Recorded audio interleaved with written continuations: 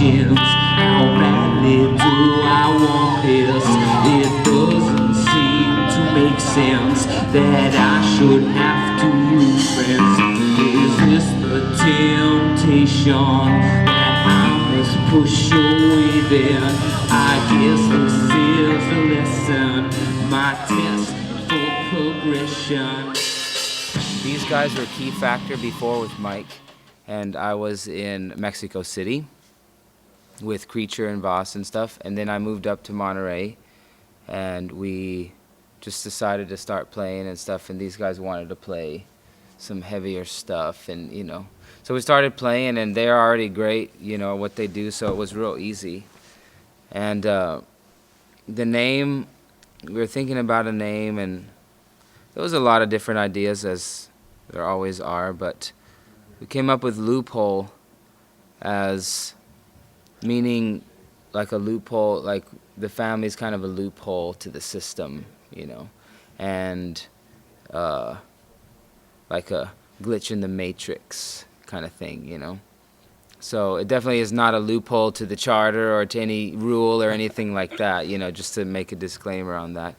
But it definitely means, that the family's found like a way to live, to be in the world but not of the world.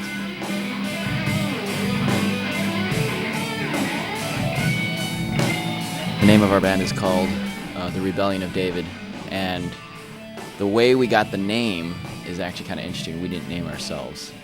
I worked at Activated office, and we help with the wine press ministry there. And there's a bunch of people that receive it. And one of the people that received the mag suggested, he was a family member that used to be in the family many years ago, and he suggested that we use the name Rebellion of David. He also sent us a bass guitar to help get us started. Like Chris and I had talked about getting a band together in the very early beginning, but we never had any of the personnel or the talent in the area. At the time, Sam wasn't here. Sam wasn't here at the time. Neither was Gabe. Well, Gabe was in the area, but he was at the SSU. We never saw him and stuff. And so right at the right time, the Lord brought everyone together. And last year, we didn't have Sam. We had a different drummer. Then this year, the Lord switched him out. So, we were all in the area, but it just didn't come together until the Lord's timing, I guess. So.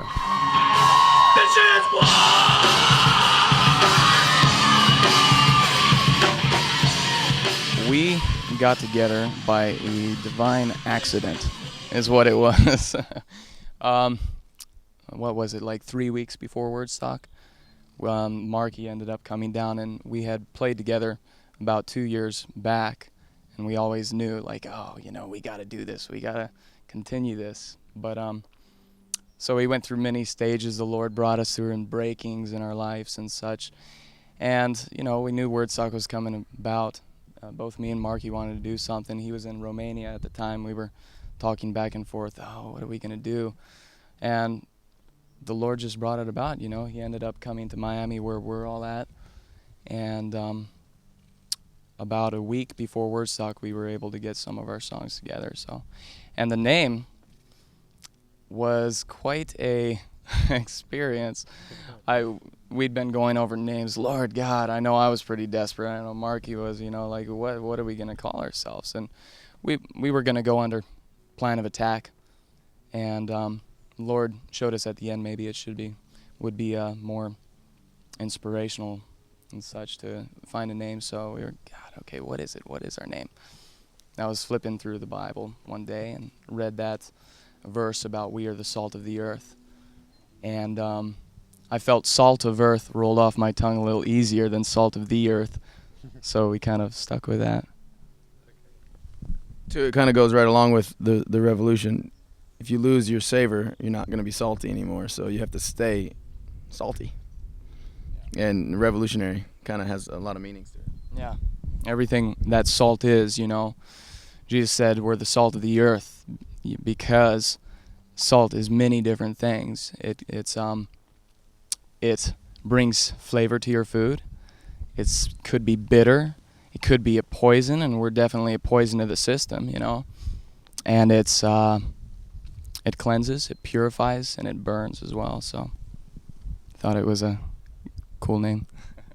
I was gonna say, like, one of the things that helped us kind of get together was, like, Justin had written quite a few songs just like on his own, on like acoustic guitar, and both Marky and I kind of started just like, I guess in free time, kind of redoing them and kind of coming in more like in a rock versions, and then like, and even sometimes like just Tim, Tony, and I when we were jamming, we came up with like some different tunes, and he started kind of freelancing with us. So then we just had like extra material, and it all kind of worked out really cool, and kind of redid Wafer and Strange and stuff like that. So.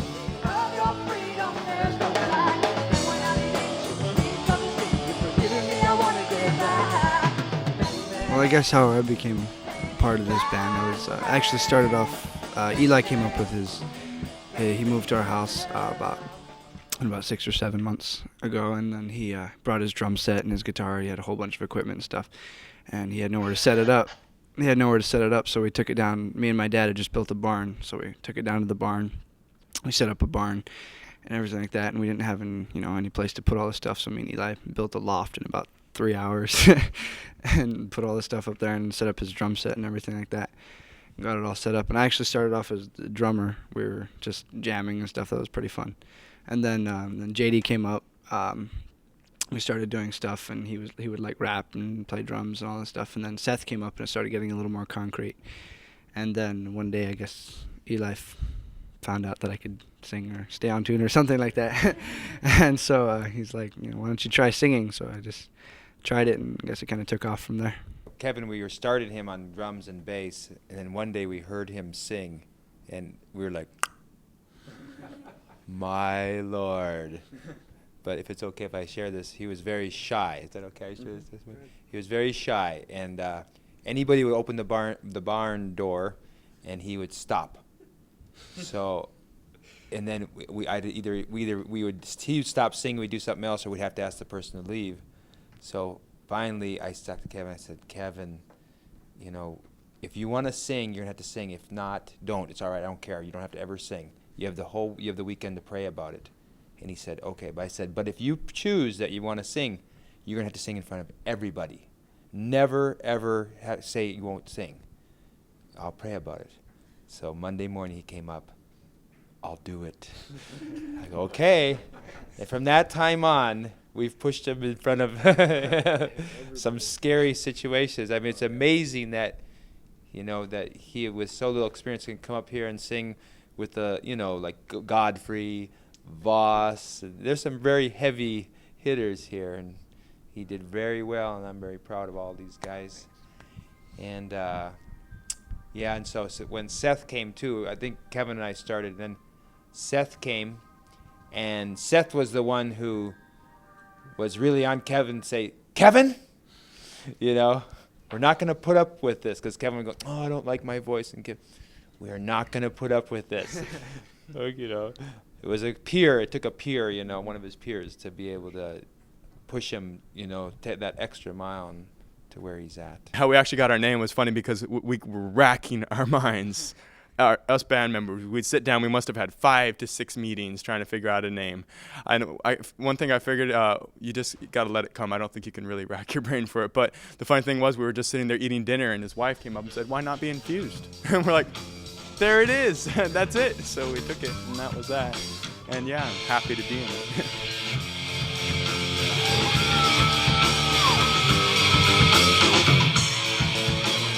The name Seventh Arena, we tossed around a few different names. Some I won't put on camera. But no, we came up with a few that we just really wanted the Lord's name on it for what, so we had a few. One was Futile Tears. That was one that we were tossing around. And then, but that kind of sounded like a little bit, really not too much hope, And so we did cheat a little bit in the fact that we went on a listing of band names that you can go on the web, and some guy who has way too much time on his hands, or several guys, sit down and make up all these names, everything you can think, from A to Z. So we kind of found one, but we incorporated the seventh into it. So Seventh Arena, to me, I feel like we're in the arena of, like an end time arena. You know what I mean? and being the seventh number, you know, it's kind of like God's number, and that's why I feel, you know, that like we're coming into the end time arena, and we're God's number 7th, and so we're going to be ready for that. Well, we got Plan of Attack. We got together about like maybe was it a month or two before last Woodstock, and I just moved to the home that Tim and Tony were at, and Tim and I were like, oh man, we got to do something for music, and we really wanted to do that. And so first we were, you know, he had just started learning bass, and first we were like, nah, who could we get to play bass? And then we're like, well, there's Tony, let's get him to do it. And he was kind of like, no, I don't know about it. But, you know, he took it by faith, and it was really the Lord, you know, because we just got really desperate last year, and we learned all these new songs. And, you know, right, like it was like a month before I wrote like, you know, 8 or 9 songs for the thing. And it was pretty rough, and the Lord used last year to kind of humble us and keep us, you know, in check and everything like that. But, you know, yeah, since then we've you know, played, you know, different clubs and different gigs and stuff like that, and shows. And it's been, you know, it's been a real tool for, you know, for witnessing each time. You know, we've gotten souls, we've gotten sheep, we've gotten, you know, a lot of former members. Both Miami and you know, the Carolinas and Georgia, we always got a lot of people wherever we were doing the show. We'd always get a lot of like the former members, young people, to come see our show, and they, you know, they always, you know, they hear the rock music, so they're like, oh yeah, we'll come check it out. And then, you know, they see a different side of the family that they haven't seen, and it's really inspiring to see them, you know, get excited about it, or be like, wow, the family's changing, the family's, you know, getting really, you know, excited about being in the family, because a lot of them left because they were, you know, uninspired, and they're just doing nothing and stuff like that. So it's really a tool, you know, that's really what it's all about, and, you know, and yeah, I mean, that's pretty much how we've been together. It's almost been like, now it's been almost a year, and a month or something like that we've been together, and yeah.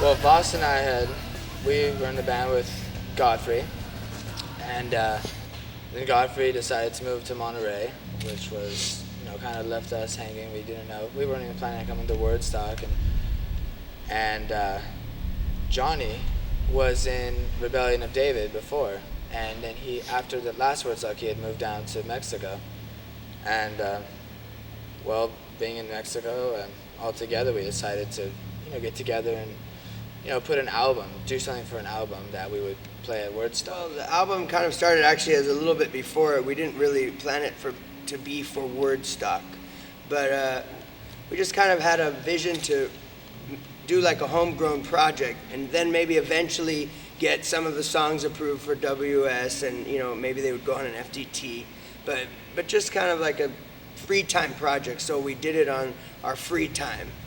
And at the time we started, John wasn't even in Mexico. Jonathan wasn't even in Mexico. John and I were here, and John would come over on his free day, and he'd play the drums, and we were basically writing the songs that we're going to put on the album right then and there. So it started like that. Then Jonathan came, and Jonathan was like, hey, maybe we should start a band, you know, we need to get something together for Wordstock. Really, we're not like a band that just plays all the time everywhere. We're just involved in the normal ministries, like singing and stuff, or, you know, like with busking kind of singing. Not really, as far as the music goes, that's as far as it goes. But the band is just kind of like a fun thing to do, and we wanted, of course, to be prepared for Wordstock. So that's how we got it together. But really, we weren't able to get together until like 4 days before Wordstock. So it's a very new band. It's not even an official band. We're just playing together. And we call it The Sealed because it's the seal of God in our foreheads. And since we're in the end time, I think it's important to, to think about that we have the seal, because if the very elect will be deceived, then having the seal of God in our foreheads is basically our only hope.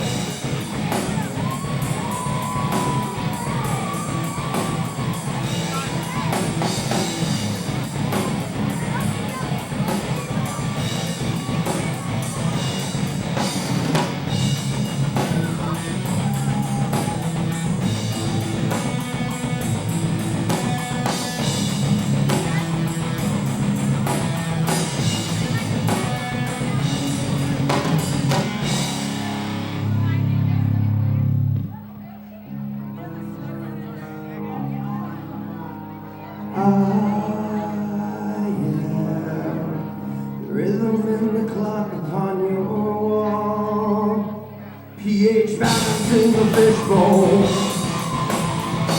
a logic cycle. Who I am. The reason is the sun, moon, and star. Breath inside the side is member physics in a fender bender. I'm the mother love gave you nothing more for not you to deserve. I'm the breath of life and I was with you at your birth. I'm loving this embodiment, truth and life and always loving you.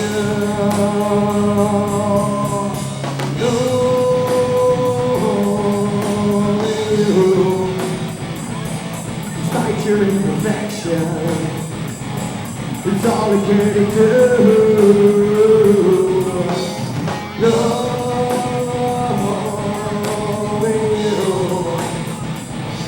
Despite your misconception, it's all I care to do.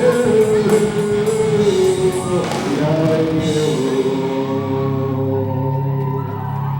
I am energy and ecstasy in one. The beauty in your lover's smile, the innocence is undefiled. I'm Alpha, the Omega, the beginning and the end, perfection and completion. I am what I am, and I will change not now and not forever. I'll be with you till the end, loving you. Loving you. Despite your imperfection, it's all I care to do. Loving you.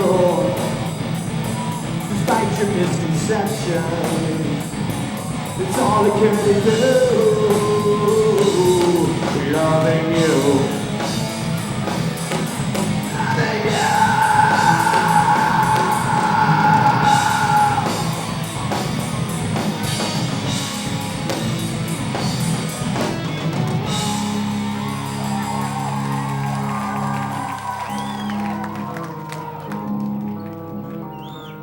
You feel Jesus' love.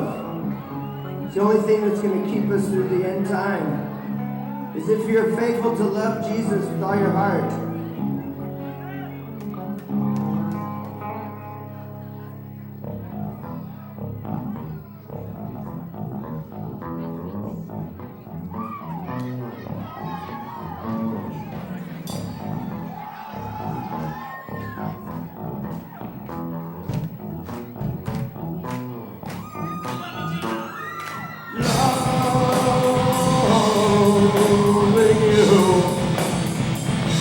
Despite your imperfection, it's all I care to do.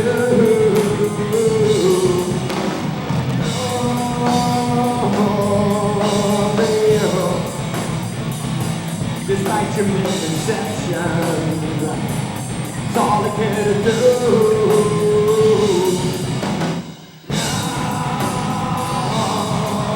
Loving you. Despite your misconception, it's all I care to do.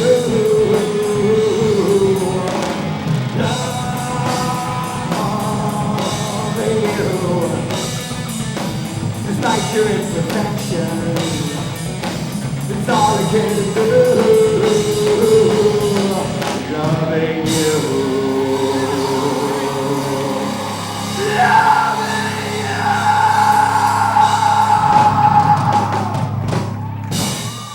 One of our songs that Face the Light. That song it was kind of, for me anyways, it was a spiritual experience the way it came about. We were practicing, Marky came down to visit. We were actually practicing for a show, the Battle of the Bands in Miami, and Marky came down. We had a night where we just jammed, and people started coming in to hang out, and we just started playing this song, and we went through, and Justin came in and grabbed a mic, and the song was basically, the whole entire song was right there. Stops, the arrangement, pretty much everything, all the swells, it was basically like just getting a prophecy right there, and people were like, wow, we've never heard you play that song before, and we said, we haven't. And they were all like, well, you know, so it's totally divinely inspired, you know. And then, of course, you know, like everything, even if you write a song of prophecy, you go back over it, and the Lord says you have to work at it a little bit too, so there's a little fine-tuning to do it, you know. But that song is a very spiritual song for me. When they played it last night, Andrew played with them.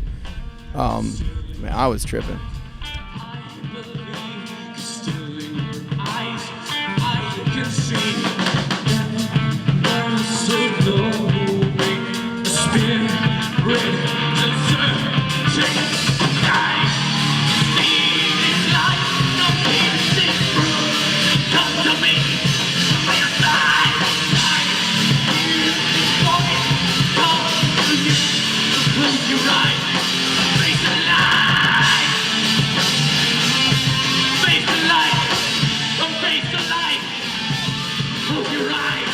You know, these guys kind of put something more to my songs, you know, because I'm not a guitar player. I'm not a musician. I don't consider myself a musician, but, you know, I know the basic chords, and so it's to all those, you know, who just know a few chords, you know, that's all it takes, you know, and then the Lord can just punch through, you know. It really is a matter of uniting with other people to bring about, you know, the Lord's Spirit in something, because of myself, I can't do it.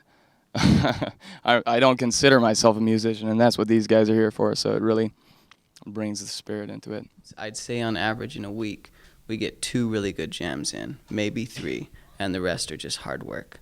It doesn't sound good, and our instruments are not played well. And the room is feeding back, and we've still got to try. And then you'll get 1 or 2 of those really good days, and then you're inspired again for another week to try it. And you've just got to keep trying and keep trying. And I know, like, even with bass, I've only played it for now, like, 6 months. And the songs I play, that's all I can play. I can play the 12 songs that we play on the bass, and that's it. And 2 pieces of music, and that's all I know how to play. But if any kid can just be faithful, even just to learn that 3 songs on the guitar and play it well, then I think that's enough for them to go on stage, because we did it.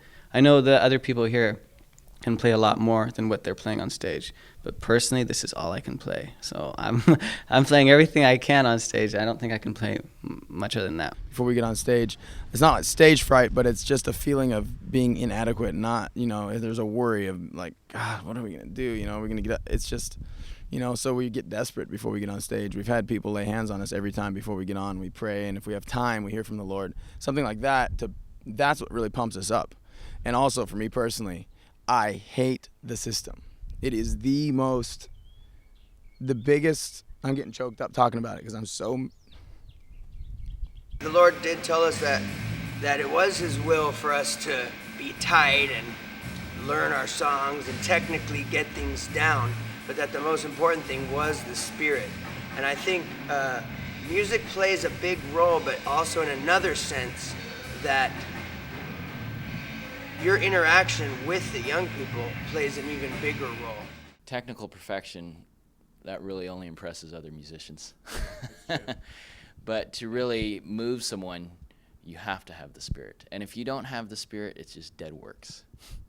So that's one thing that all family songs should have, is the Spirit. Yeah, that's right. And another thing is to get that Spirit across, you yourself have to be spiritually right with the Lord. You have to be humble.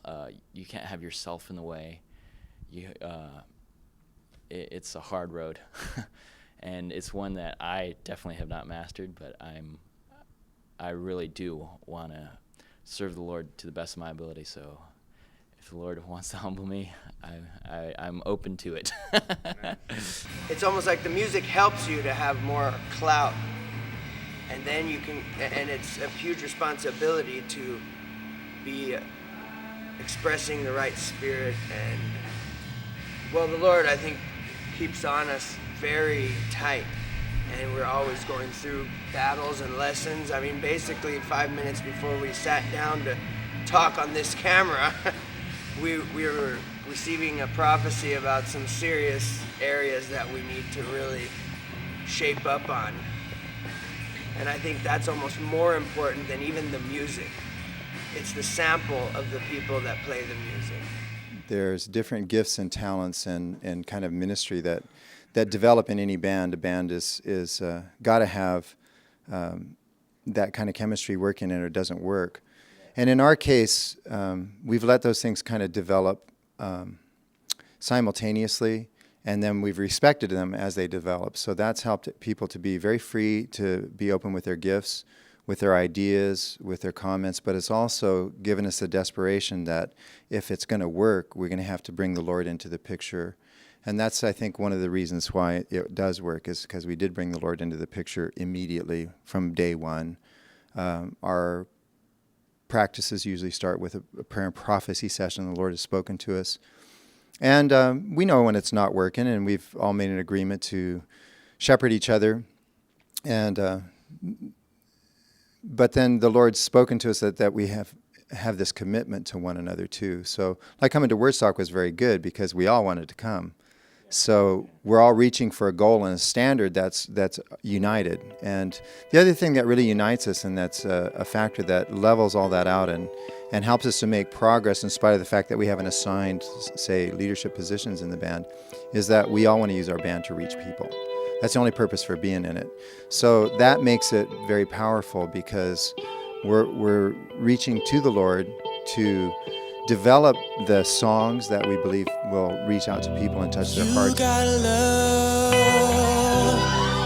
that I need. You got a life I want to lead. Oh, you got a heart I feel so close to mine. You're part of a world I've searched so hard to find.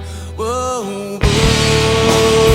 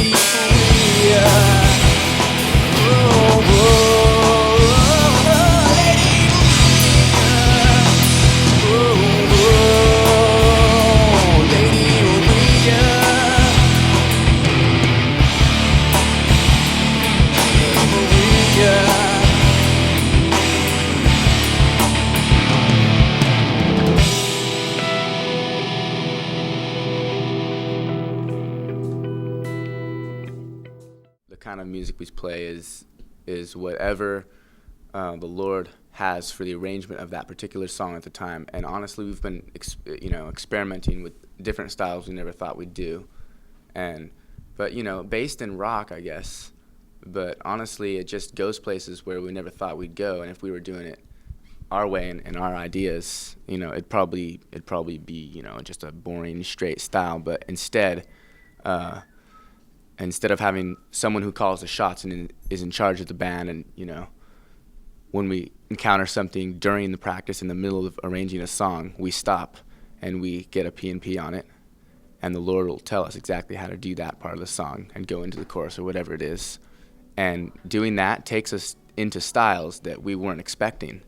So we do progressive rock and melodic rock and just stuff that the Lord brought about through just cool ways of putting us in different situations. I think with the music, the Lord's led us in as far as style and goes to play the things that we play most naturally.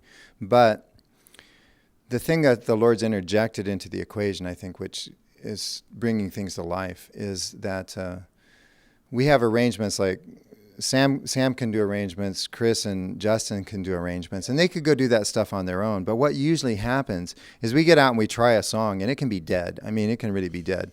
And we can beat on it for a while, and we say, this is dead, But then if we take that to the Lord, and even just say, well, Lord, you give us the inspiration for this. Sometimes we'll set it aside.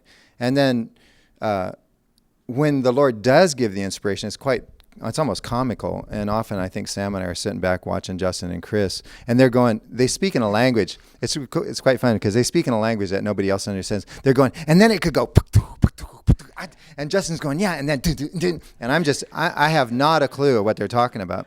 But then we start to play it. And of course, I can pick up on what we're doing. But the Lord gives these arrangement ideas and this inspiration often right in the middle of a practice.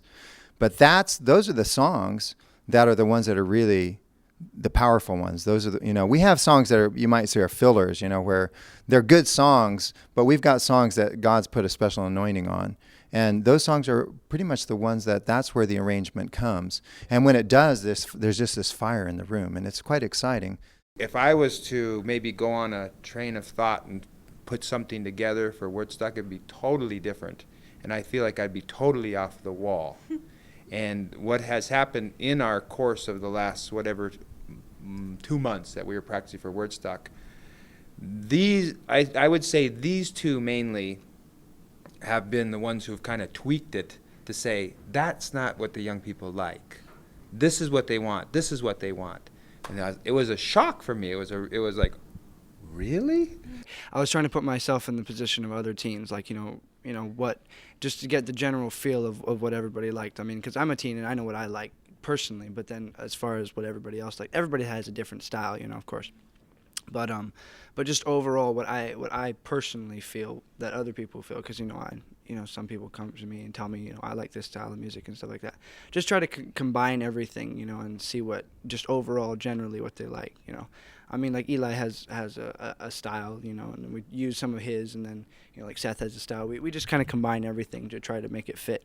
I don't know about my future, but I know about my past. Lessons that I learned, I don't grow out them fast. I'm looking around trying to see how far that I come through. I've come a long ways, and it's all because of you. It's true that I was a rebel, and in pride I do get messy. In order to fight the devil, where that kind of game me fleshy. I turn myself to wild eyes, open for rejection. The devil been making me hungry for things that weren't working. But you found me just hard-headed about my lonesome. Ever since then, I can honestly say I'm grown. Heard 100 soul back when hundreds get a carded. I'm tripping on the issue when I make it broken hearted. You stay real, right beside me, always ready to lead and got me winning drama. You was by me when I'm lost. You will find me when I'm broken in motion, choking in the ocean. You my life support, feeling love to explosion. You're still gonna walk the walk. Yeah. You're a real soldier, gonna talk the talk. Do the song and dance, get the dark with man. With the keys in hand, with the solid stand. Yeah.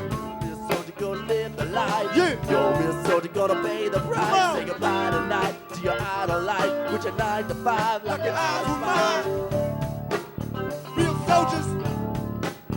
Real soldiers. All of y'all real soldiers. Go. Put your hands up. Real soldiers. Real soldiers.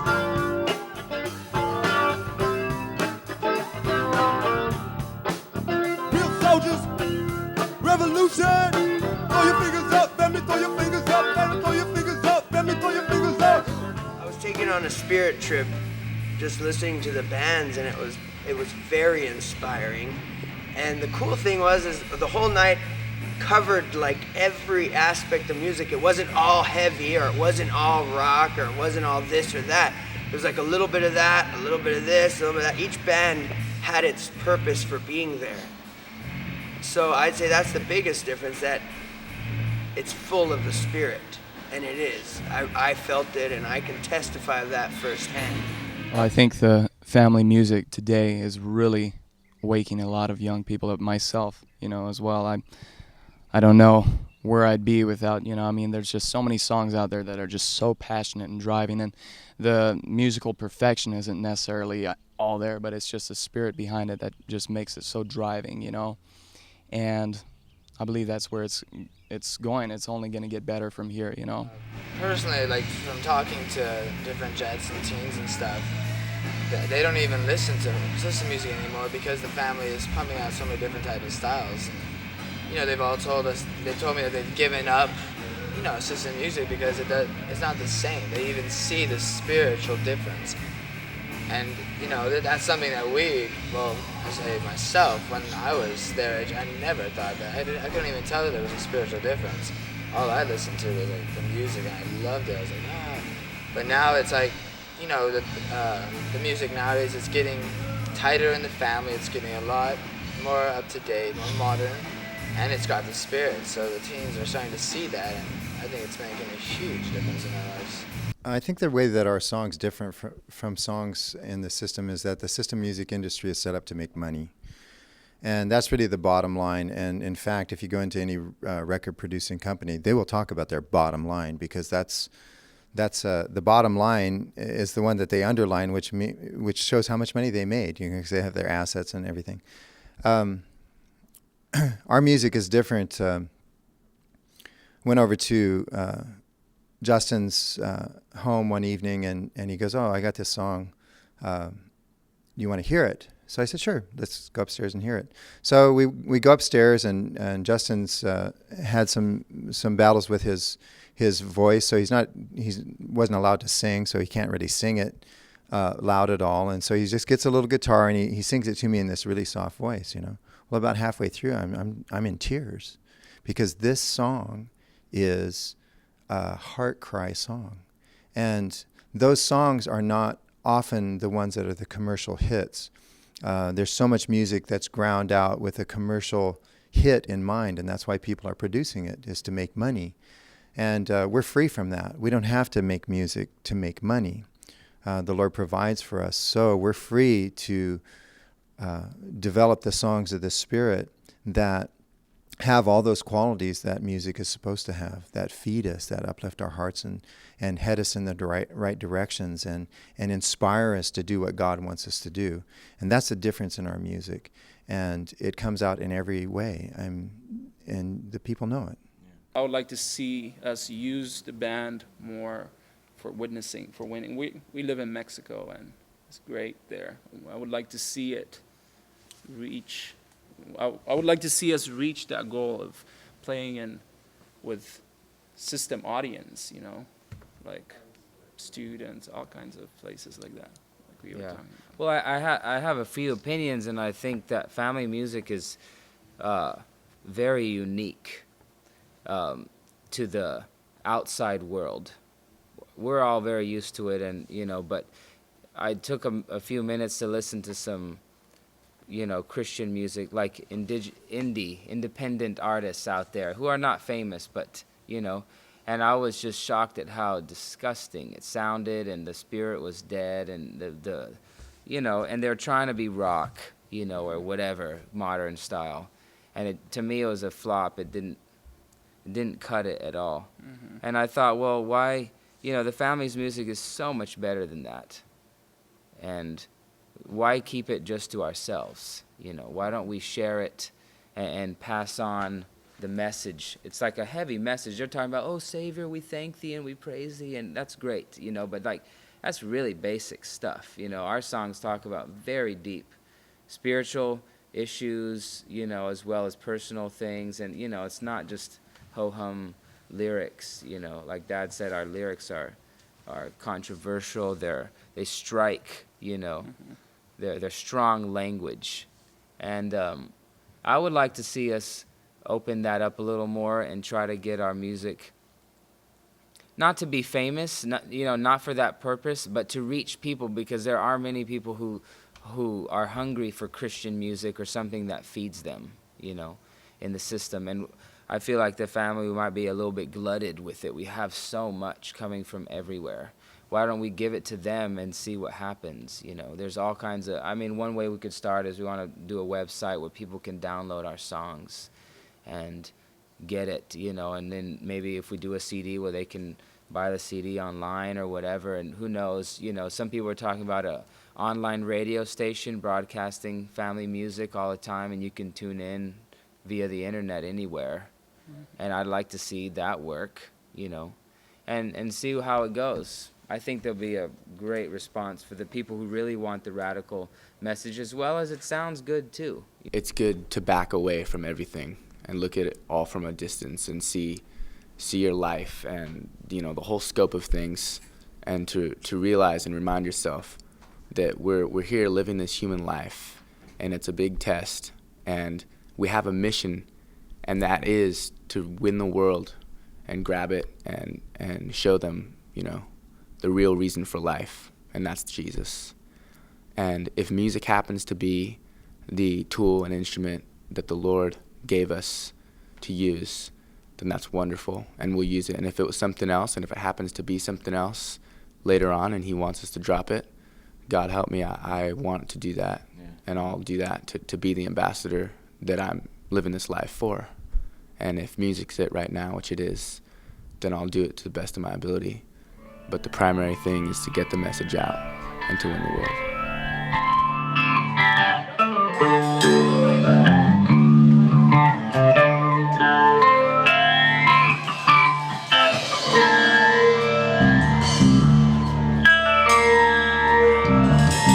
I've been dabbling and gambling in Babylon's pits myself, thinking that this sinking guts will all let up when I feel well. I confess that I've been deaf. It's taken death to look at life, and now I see the road I'm going down. I'm leaving my crown on the ice.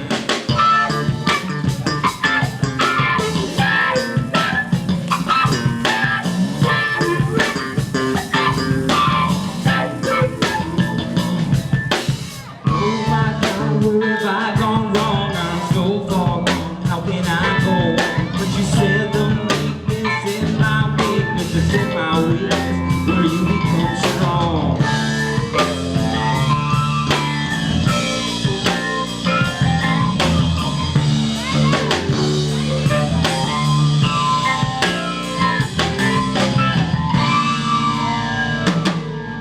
And now these questions you've been stressing are pressing on my heart, my love. If discipleship's why I exist, then what is this that I've become?